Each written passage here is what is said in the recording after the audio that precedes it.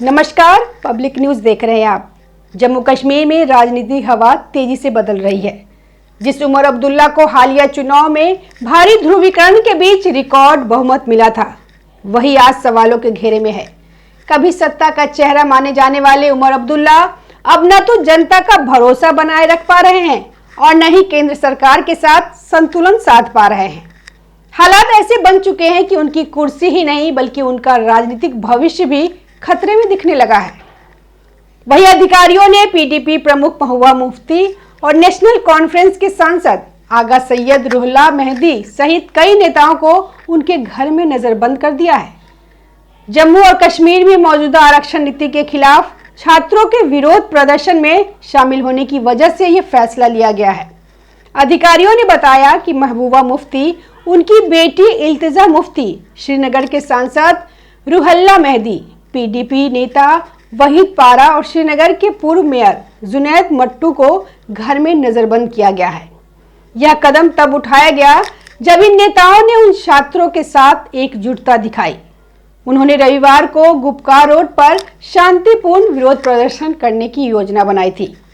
मुख्यमंत्री उमर अब्दुल्ला द्वारा इस मुद्दे को हल करने के लिए एक समिति बनाने के 1 साल बाद कोटा निधि को तर्क संगत बनाने में देरी के खिलाफ आंदोलन में शामिल होने का इरादा जताया था।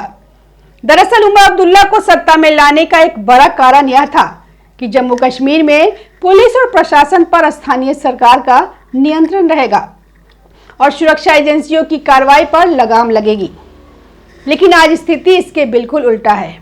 दिल्ली ब्लास्ट केस से जुड़े तार जम्मू कश्मीर तक पहुंचने के बाद घाटी के 7 जिलों पुलवामा, बडगाम, कुपवारा, कुलगाम, अनंतनाग, बारामूला समेत कई इलाकों में लगातार छापेमारी और गिरफ्तारियां हो रही है। श्रीनगर से जम्मू तक करीब 80 गांवों में सर्च ऑपरेशन चल रहा है। ये छापेमारियां जम्मू कश्मीर पुलिस कर रही है, जो तकनीकी रूप से राज्य सरकार के अधीन आती है। लेकिन चूंकि अब तक पूर्ण राज्य का दर्जा नहीं मिला है, इसलिए उमर अब्दुल्ला इन कार्रवाइयों को रोकने में पूरी तरह असमर्थ है। नतीजा यह है कि जिस मुद्दे पर उन्हें वोट मिला था, वही आज उनके खिलाफ गुस्से में बदल चुका है। लोगों के मन में सवाल है कि अगर पुलिस पर भी नियंत्रण नहीं है तो ध्रुवीकरण का फायदा आखिर हुआ क्या? इस नाराजगी का असर अब खुलकर दिखने लगा है। जम्मू क्षेत्र के लोग पहले से ही उमर अब्दुल्ला को स्वीकार नहीं करते थे और अब कश्मीर घाटी में भी उनकी छवि एक बेबस मुख्यमंत्री की बनती जा रही है। यहां तक कि यूथ कांग्रेस ने भी बनिहाल में प्रदर्शन कर यह आरोप लगाया कि उमर अब्दुल्ला अपने वादे पूरी नहीं कर पाए। इसी दबाव में उमर अब्दुल्ला ने अपनी राजनीति की दिशा बदलने की कोशिश की। अब वे खुद को और अधिक कट्टर मुस्लिम नेता के रूप में पेश करने लगे हैं। बिहार में नीतीश कुमार द्वारा हिजाब हटाने की घटना को जम्मू कश्मीर तक खींच लिया गया। मामला बिहार का था, लेकिन एफआईआर जम्मू कश्मीर में दर्ज कराई गई, वह भी महबूबा मुफ्ती की बेटी के जरिए। खुले तौर पे नीतीश कुमार को चुनौती दी गई। यहां से एक नई राजनीतिक लड़ाई शुरू हो गई। कौन ज्यादा बड़ा मुस्लिम नेता, कौन ज्यादा कट्टर है, कौन ज्यादा अलगाववादी दिखता है? कश्मीर की राजनीति में यह कोई नई बात नहीं है। महबूबा मुफ्ती इस खेल की अनुभवी खिलाड़ी है और उन्होंने उमर अब्दुल्ला को इसी मोर्चे पर घेरना शुरू कर दिया। दबाव में उमर अब्दुल्ला भी उसी लाइन पे चल पड़े ताकि वे पीछे न छूट जाए। इसी बीच एक और बड़ा मामला सामने आया। कुपवारा में चिनाब नदी पर चल रहा एक हाइड्रो पावर प्रोजेक्ट का।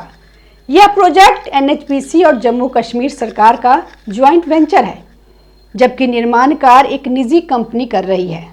पुलिस वेरिफिकेशन में सामने आया कि इस प्रोजेक्ट से जुड़े 29 लोगों के आतंकी संगठनों या ओवरग्राउंड वर्कर्स से सीधे या पारिवारिक संबंध है। इनमें कुछ के पिता आतंकी संगठन से जुड़े रह चुके हैं, कुछ के रिश्तेदार ओवरग्राउंड वर्कर हैं और बाकी पर आपराधिक गतिविधियों के आरोप है। जम्मू कश्मीर पुलिस ने साफ कहा कि ये लोग राष्ट्रीय सुरक्षा के लिए खतरा हो सकता है और इन्हें या तो हटाया जाए या सख्त निगरानी में रखा जाए। लेकिन यहाँ उमर अब्दुल्ला ने चौंकाने वाला रुख अपनाया। सुरक्षा सुनिश्चित करने के बजाय उन्होंने आरोप लगाया कि बीजेपी इस मुद्दे में दखल दे रही है और प्रोजेक्ट को जानबूझ के रोका जा रहा है, जबकि रिपोर्ट उन्हीं की पुलिस ने दी थी। सवाल यह है कि जब सुरक्षा सीधे मुख्यमंत्री की जिम्मेदारी है, तो फिर ऐसे लोगों के पक्ष में खड़ा होना किस राजनीतिक मजबूरी का संकेत देता है। असल में यह सब उनका बड़ा मुस्लिम नेता दिखने की कोशिश का हिस्सा माना जा रहा है, लेकिन इसका उल्टा असर हो रहा है। एक तरफ केंद्र सरकार के साथ रिश्ते बिगड़ रहे हैं, दूसरी तरफ घाटी में यह संदेश जा रहा है कि उमर अब्दुल्ला सुरक्षा से ज्यादा राजनीति को तरजीह दे रहे हैं। दिल्ली में दिए गए इंटरव्यू से भी उमर अब्दुल्ला एक अजीब संतुलन बनाने की कोशिश करते दिखे। कभी कहते हैं कि केंद्र सरकार से रिश्ते ठीक है, कभी एलजी पे आरोप लगाते हैं कि फाइलें रोकी जा रही है, बुलडोजर चलाए जा रहे हैं और मनमानी हो रही है। उनका मकसद साफ दिखता है, एलजी को विलेन बनाकर सहानुभूति हासिल करना। लेकिन हकीकत यह है कि इससे उन्हें कोई राजनीतिक लाभ नहीं मिल रहा, उल्टा केंद्र के साथ टकराव बढ़ रहा है, जबकि पीओके में आतंकी नेटवर्क फिर से सक्रिय हो रहा है। ऐसे समय में सहयोग की जरूरत होती है, टकराव की नहीं। उमर अब्दुल्ला कई बार धमकी भी दे चुके हैं कि अगर पूर्ण राज का दर्जा नहीं मिला तो वे इस्तीफा दे देंगे, लेकिन हर बार उनकी धमकी के बाद कार्रवाई और तेज हो जाती है। अतिक्रमण हटते हैं, बुलडोजर चलते हैं और उनकी सियासी हेकरी और कमजोर पड़ जाती है। अब घाटी में एक नई सोच जन्म ले रही है। लोगों को लगने लगा है कि जब असली ताकत एलजी और केंद्र के पास ही है, तो फिर उमर अब्दुल्ला को वोट देने का फायदा क्या। यही वजह है कि लोग राशिद इंजीनियर जैसे नेताओं की तरफ देख रहे हैं। भले ही वे विवादित हो, लेकिन अपने इलाके के नेता माने जाते हैं।